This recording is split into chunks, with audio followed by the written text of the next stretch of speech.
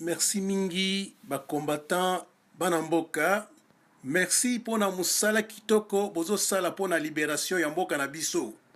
Lelo bituma na biso etindi ba ennemi na biso babima baloba pe vérité. Nde yango tokomi na tango penza ya comultiplier combat, comultiplier makasi na biso parce que elonga na biso ekomi.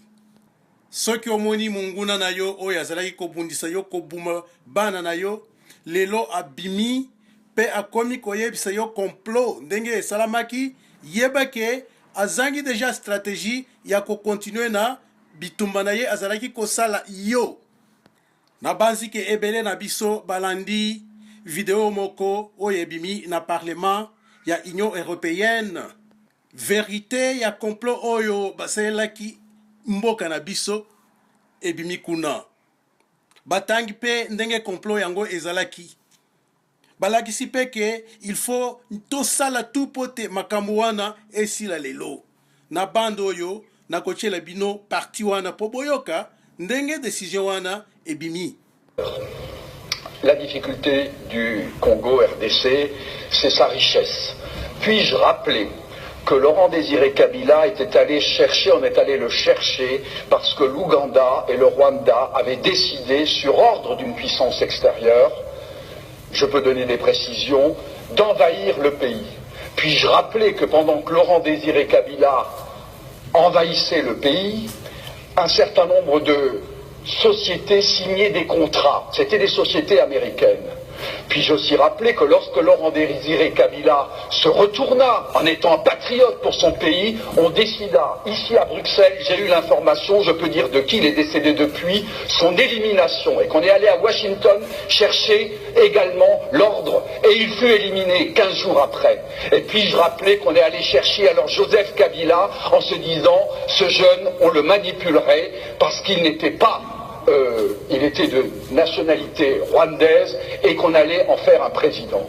Tout ceci est de la manipulation. Ce qu'il faut pour la République démocratique du Congo, c'est une souveraineté retrouvée, une armée qui se batte effectivement, une MONUSCO qui est au service de la paix et qu'on arrête les prédateurs qui sont liés au crime organisé et avec des États hypocrites liés à des multinationales. Je vous remercie. Tomeka kolimbola nanu na minoko oyo ya bankoko na sens ke bandeko na biso bakoki koyoka likambo oyo malamu soki boyoki yango malamu nde tokomona moyen ya komultiplier bakomba oyo ekolongisa biso parce que temps na biso ya victoire ekoki parlementaire oyo alobi ke difficulté ya mboka na biso ezali pona richesse oyo ezali na kati ya mboka na biso. Rappel Mouké Ezalike, même président Jacques Chirac, président français, alobaki ke na ba porte-monnaie na biso mbongo ezalaka na kati wana ezalaka mbongo ya ba congolais e utaka nde na Congo. Yango nde pona ko signifier bino ke richesse na biso ezosalisa bamboka ebele na monde oyo. Me bato yango baye kozo conscience trop tard. Binomoko boyoki awa ke parlementaire lobi ke Laurent Désiré Kabila salaki kobunda ba américain pe simana ye bazali ko faire ye signer ba contrat pour na exploitation ya ba richesse na biso.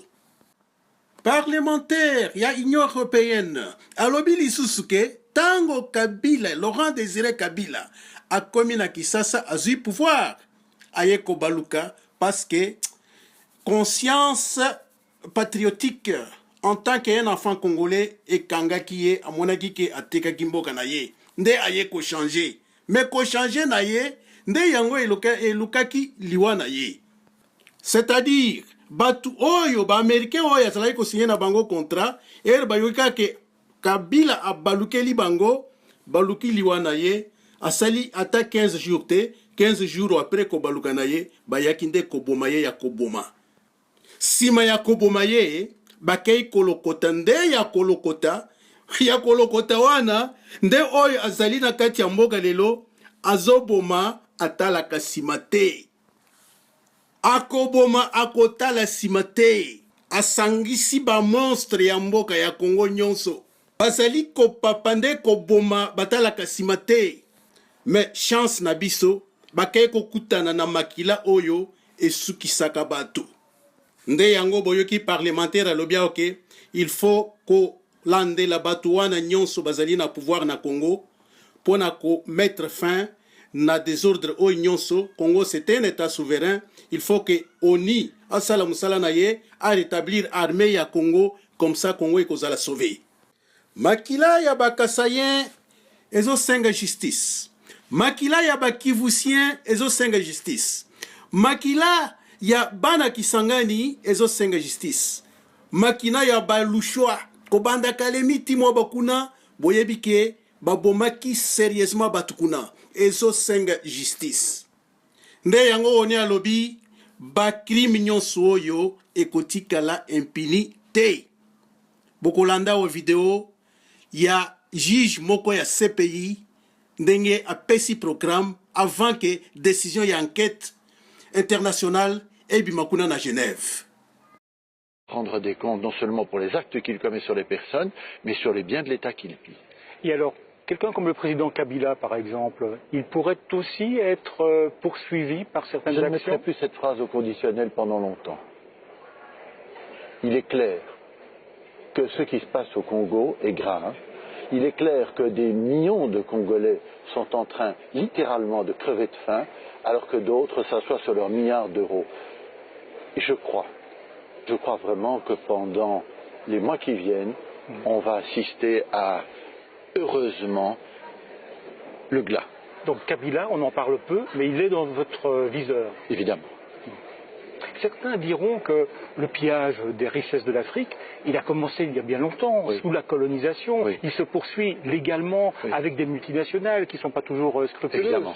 Évidemment, il n'y a pas que les chefs d'État qui pillent, mais les chefs d'État sont aidés aussi par des sociétés sans scrupules qui leur donnent un pourcentage. Pensez à la question d'énoncer des passeports au Congo où un passeport coûte 180 €, vous imaginez, c'est le salaire de combien de jours, je ne sais pas combien de mois pour certains. Une partie, un tiers va au pouvoir, l'autre va à la société qui crée le passeport, et enfin, un tiers va seulement à l'État congolais, dont on sait que par d'autres biais et la corruption, il arrive dans les poches de corrompus. Alors, on va parler d'un autre dossier. Je vais vous montrer une photo. Bandeko babomi biso mingi pona richesse na biso. Bakei kolokota ya kolokota. Bapesi bango ba arme po baya koboma biso. Pourquoi bokoki koya ko traiter na biso te? Po te biso tozala ko travailler, ko pese bino ba minere, bino pe bozala ko tongela biso mboka na biso. Te! Ekokoka lisusu te! Likambo moko etikali kati na biso ezali ya te tomikanga liboke po te tolonga ba enkra oyo bazokenda kosumba batusi, bazokenda kosumba batu na Somalie po baya koboma biso. Alors soki tomikangi liboke na ndenge tobandi komikanga liboke sikoyo, donc tokolonga bitumba biso kala mingi te balabala ya Kisasa ekopela moto. Il faut topelisa moto na kati ya balabala ya Kisasa.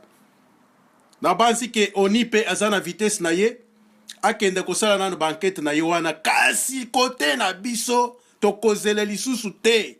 Il faut que nzela epela moto. Il faut tomema bango nyonso na erreur mpona mbala oyo.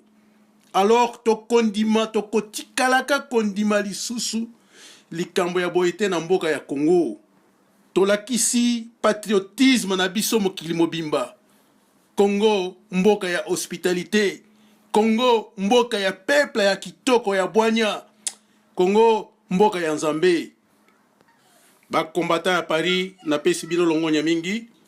Tolemba te parce que Congo eza ya biso, eza pe na besoin na biso. Vous visionnez vidéo eza kitoko mingi. Merci mingi.